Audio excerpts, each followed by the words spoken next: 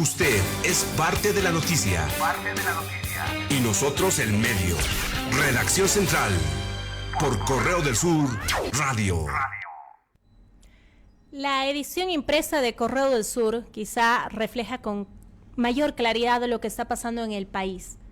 Por un lado, el titular principal señala lo siguiente: la falta de lluvias ahonda la crisis de la sequía en el país y activa medidas. Y al lado, una fotografía de lo que ha ocurrido en Cochabamba. Sube a 4 la cifra de fallecidos por la riada en Cochabamba. Tenemos ya en contacto a nuestro invitado para esta jornada. Es coordinador de la Plataforma Boliviana Frente al Cambio Climático. Juan Carlos Alarcón, le damos la bienvenida desde Sucre. Juan Carlos, ¿cómo está? Muy buenos días. Muy buenos días por el contacto. Igualmente saludos a todos los radioescuchas de Correo del Sur. Un gusto. ¿Qué está ocurriendo en el país? Por un lado, no habíamos escuchado en los últimos años tantas quejas sobre la sequía, pese a que el gobierno ha remarcado recién que no estamos ni siquiera en un nivel medio respecto a la afectación de la sequía. Y por otro lado, ya estamos informando de lluvias y riadas en Cochabamba y Santa Cruz. ¿Qué está ocurriendo, Juan Carlos? Explíquenos mejor. Sí, lo que está ocurriendo a nivel, digamos, regional es el segundo año del fenómeno del Niño, que para la región de valles y altiplano significa sequía, y para las regiones, digamos, de Amazonía mayormente más lluvia, ¿no? Inundaciones. Pero creo que hay un dato ahí que me gustaría mencionar. Si bien, digamos, en términos de número de municipios en desastre, hasta la anterior semana decía el gobierno que son 70, pero creo que eso va creciendo más. Pero la intensidad es mucho más, es decir, estamos teniendo un segundo año consecutivo de sequía, ¿no? Entonces, el año pasado era efectivamente, digamos, podrías todavía, y eso creo que también lo han planteado, podrías generar, digamos, de alguna forma, por ejemplo, perforando pozos, todo aquello, porque hay que tener en cuenta que el agua, mayormente lo que tenemos en nuestro país, es a partir de la lluvia, ¿no? Es decir, no tenemos otra fuente de ingreso, podemos decir, del agua. Entonces, perforando pozos también se alimenta lo que hay el agua subterránea, es a partir de la filtración por tema de lluvia. Entonces, el año pasado todavía podías tener esta posibilidad, ahora es mucho más, ¿no? Es decir, es menor la posibilidad de encontrar en un caudal suficiente para el uso que quieres dar en perforando pozos. Al margen de los datos oficiales que circulan y que usted mismo citaba, Juan Carlos, ¿ustedes han accedido a otros datos, tienen otra información respecto a la afectación de la sequía? Lo que señalaba, puede ser que sean menos los municipios afectados por la sequía, pero la intensidad es mayor. Exactamente, ¿no? Es decir, y también nosotros trabajamos con comunidades desde hace unos 14 años, con comunidades que están impactadas por el cambio climático, la crisis climática, porque el fondo o la causa principal, digamos, del fenómeno de la sequía es la crisis climática que estamos viviendo, ¿no? Entonces, y creo que ahí es importante.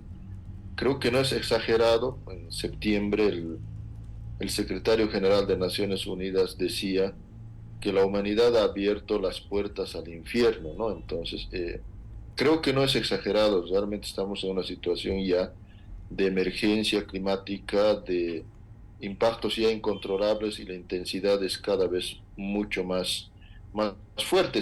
Y justamente es esto que tú decías al introducir.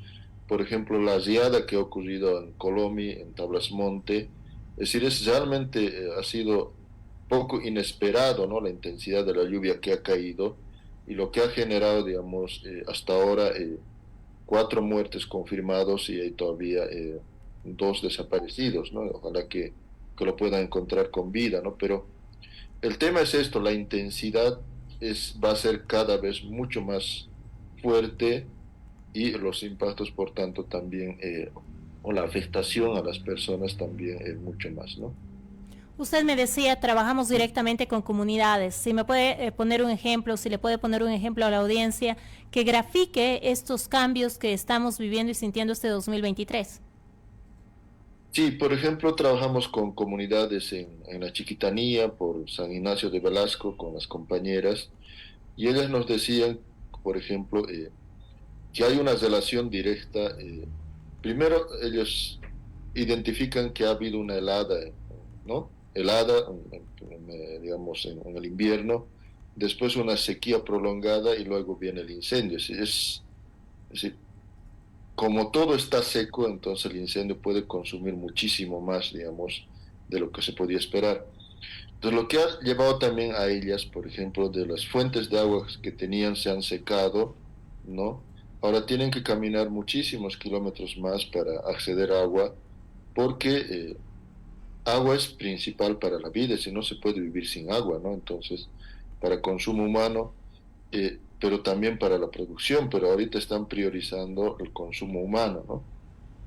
O podemos mencionar también comunidades en Norte Potosí, en el altiplano, ¿no? En el sur también, por Nación Chichas, allá por Cotagaita, están en la misma situación. Además, tienen otro componente más, que ellos además tienen la contaminación minera en sus ríos. Es decir, el poco agua que hay, o el caudal, digamos, que existe en los ríos, además está contaminado. Lo mismo pasa en la Amazonía, ¿no?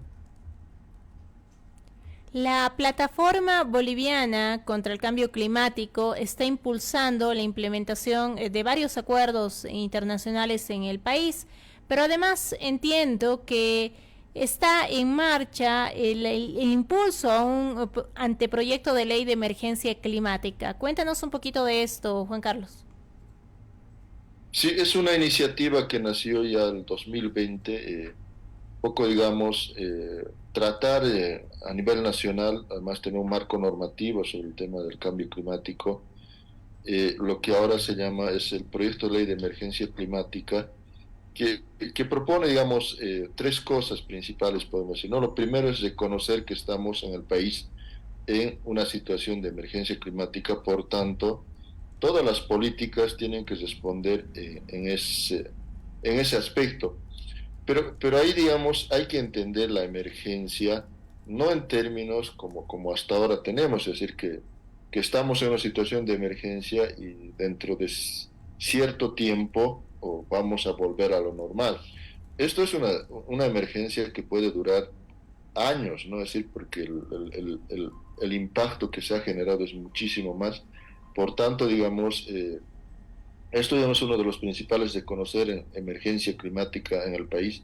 Segundo, establecer, digamos, una estructura institucional a nivel nacional que pueda atender esta emergencia a partir desde el propio Estado, pero también de las entidades subnacionales. Y el tercero es financiamiento, ¿no? Porque realmente se requiere recursos para esto, ¿no?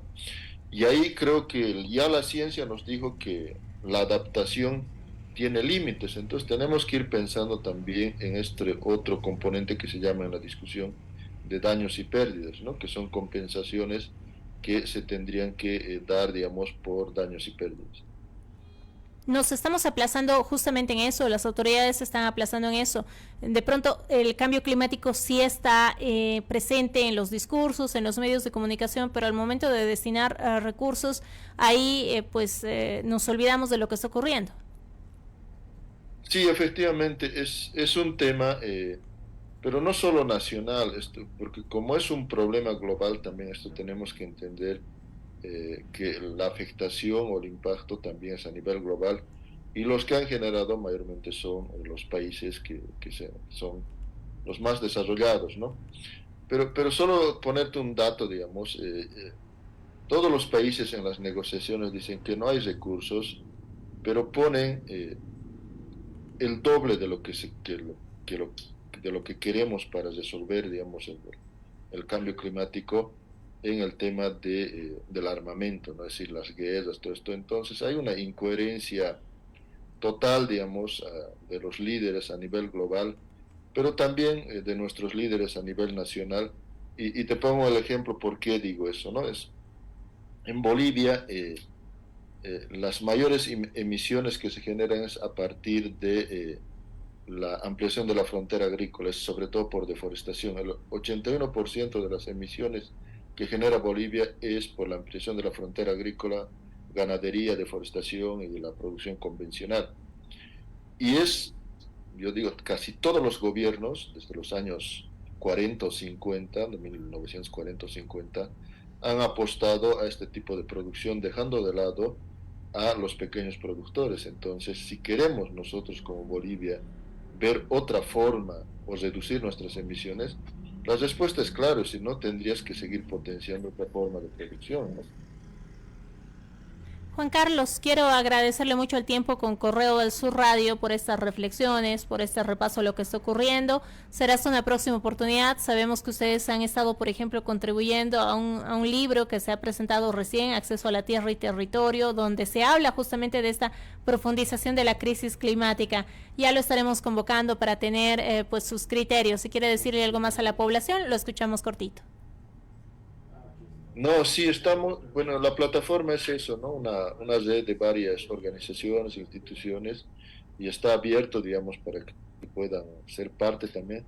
Y la preocupación principal que nos convoca es ver alternativas, respuestas, discusión, concientización, digamos, sobre el cambio climático, teniendo en cuenta que tenemos que plantear este principio que se llama responsabilidades comunes pero proporcionadas, es decir, los que más han causado tienen que también ser más responsables porque los impactos están llegando más bien a los que son menos responsables, ¿no? Y esto es también una injusticia que tenemos también en este tema, ¿no? Buenos días.